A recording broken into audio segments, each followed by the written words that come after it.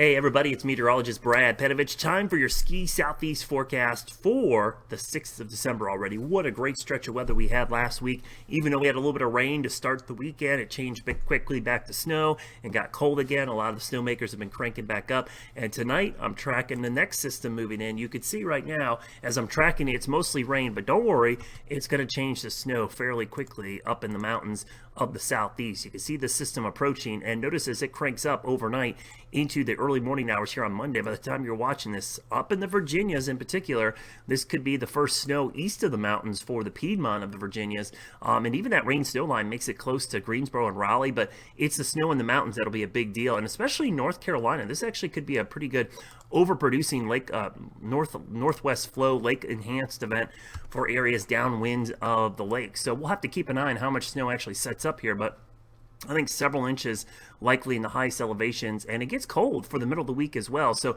good news for the snowmakers. This will allow for some ideal snowmaking. So let's talk about the totals here, and I'm going to play this and I'm going to pause it on early on Tuesday morning. So most of the weather advisories go through Tuesday morning. You can see the snow. Man, the Smokies look to get clobbered as well, but you can see pretty good amounts through Beach and Sugar, and then heading up into West Virginia, you could see amounts probably up 2 to 4, maybe 5, 6 at the tops.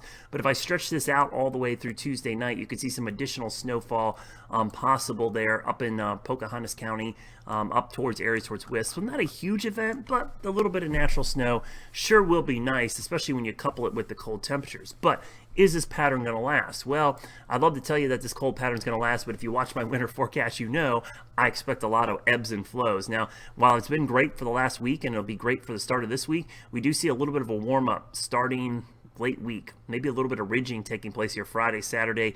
I'll show you that right there. You can see that when you see this ridging developing, that's usually not great news. The dip in the jet stream shifts out west, but look, it doesn't last very long.